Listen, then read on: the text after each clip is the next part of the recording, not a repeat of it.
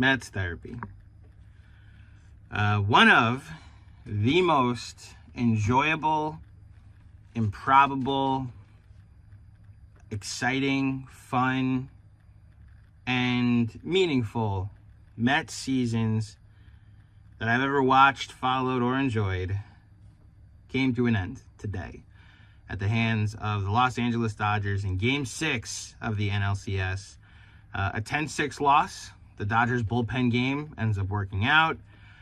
I'll talk about the game first before really eulogizing the season. And I'm not going to talk about transactions or what I want them to do this offseason. I'll get into that. I'm going to take a day or two. And obviously I have the Knicks now to turn to because God knows the Jets season ended tonight as well. But Manaea didn't have it. I think it's a microcosm for this series and for this game.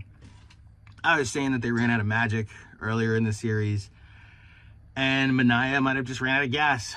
You know, a lot was made on the broadcast that he's pitching further into a season than he ever has in his life. This is just a spot he's never been in, but they're not in this spot without him. So I can at least, again, METS therapy, I can contextualize my disappointment in his performance today with the realization he gave them everything he had. He literally gave them everything they had. Like, they're not in the NLCS without his Game 3 performance. They don't win Game 2 without him going 5 innings and emptying the tank there.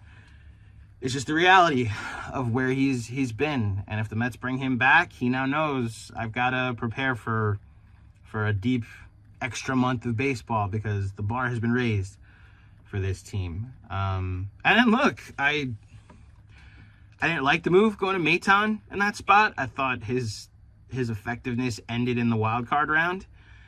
But I think Carlos was trying to steal some outs at the bottom of the order, and then he'd bring in Diaz, and Maton couldn't get a guy that was batting 150 going into that at bat, and Will Smith couldn't get him out. You know, at a certain point, a guy that you've depended on has to get the job done there. But that made it 5-1 or 6-1. What was this freaking score? That made it 6-1. And then Vientos' homer made it 6-3. And look, we've talked about this. At least I've talked about this because there's no we. But what started in Game 4 of the Philly series was this nasty habit of putting guys on and not being able to drive them home.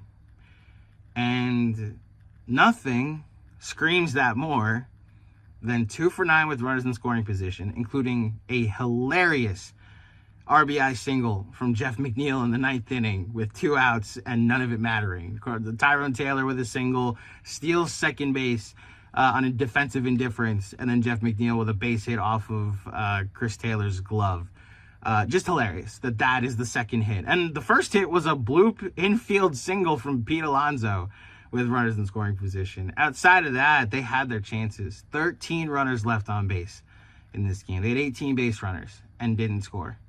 Any outside of those 2, the bloop single that could have been an E4, if you really want to call it that, and a meaningless single from Jeff McNeil down 10-4 in the 9th inning.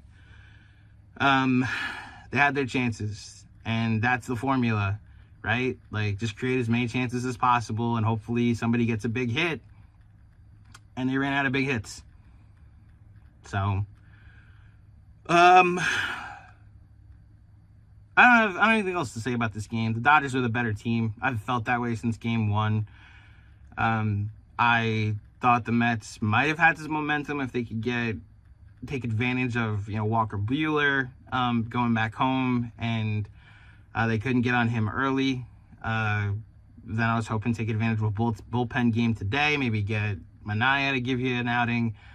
But the Dodgers just kept attacking and attacking and attacking, that even if I have quibbles about some managerial decisions, I can't confidently say there were enough decisions any manager could have made that would have closed the gap between how much better the Dodgers are than the Mets. It's frustrating to say, but it's how I'm able to leave this series feeling. that they lost to a better team. Now, the reality in baseball is they only were two wins worse than the Dodgers. And Steve Cohen's made a point that this is the team we're chasing. This is the model we're chasing. We want to be division winners every year. We want to be a team that spends the most out of anybody. We want stars to come here. We want this to be a winning organization.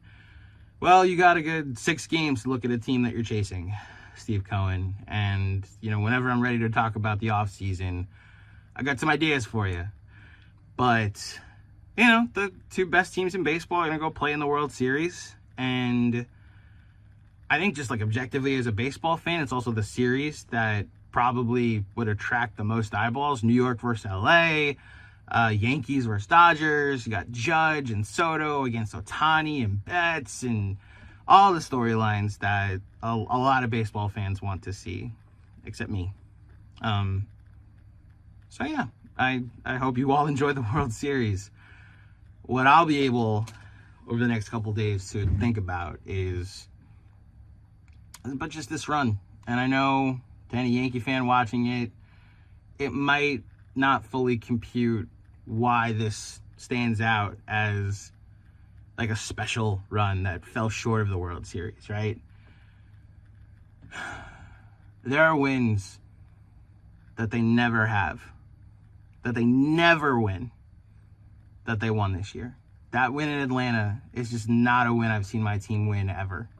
I've chronicled it if you want to go watch the video, but the long and the short, in, I believe, 5 different opportunities in my life, 98, 99, 2001, 2022, I can go to multiple trips, even 05, there's this weird sweep of the Mets by the Braves in September that knocked them out of playoff contention. But the common trend is that if there's a big September series in Atlanta, that's where the Mets seasons will end.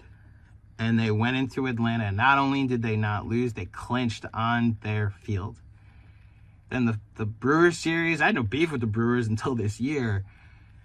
But then our guy, Pete Alonso, who I'll just flatly say I hope spends the rest of his career in a Mets uniform. That's the only offseason thing I'll say, is re-sign Pete Alonso.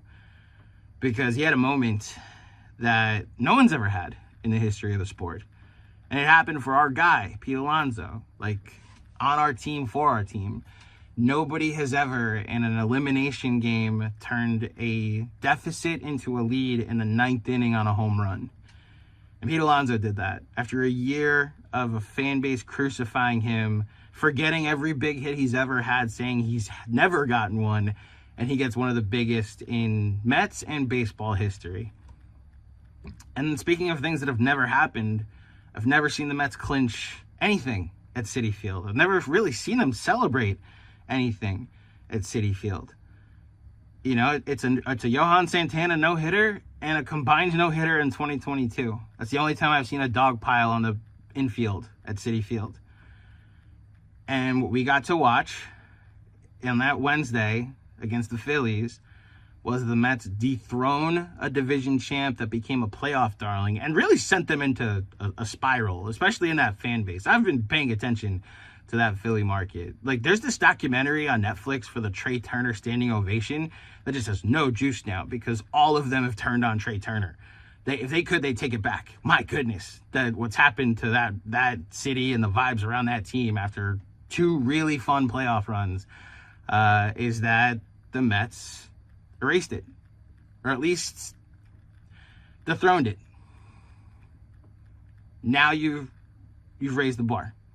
Now you're chasing after Big Brother and the big market team in LA that your owner said that you want to be one day. So this will, a lot of people say this will sound like you're projecting or you're just trying to be blindly hopeful, but I really feel like they're going to get more cracks at this. I really think this is only the beginning. But for now, I'm left with a long off season where I'm satisfied with how far my team went and hopeful that even farther is still to come. Thank you for tuning into these videos, by the way. I started this at the beginning of September. The fine folks at Blue Wire, the podcast network that I've been partners with for years, they gave me a METS podcast feed. I never knew what to do with it. And then decided, after really just researching TikTok, and there are longer form videos there, that, you know, I could probably just do this. And here we are, you know, in the middle of the NLCS, or I guess the middle of the baseball playoffs, doing these videos all the time. And the interaction, I know there's a lot of Dodger fans that found me on TikTok, and I wish you well. I will try to be nice and say that while I'm rooting for you to win the World Series, I also don't care.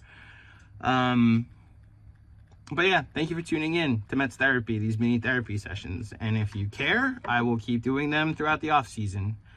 But for now, I'm gonna take a little break, and then when I'm ready, I will return with some talk about the off season, probably when the World Series is over. For all I know, I'll probably do one tomorrow with some off season thoughts.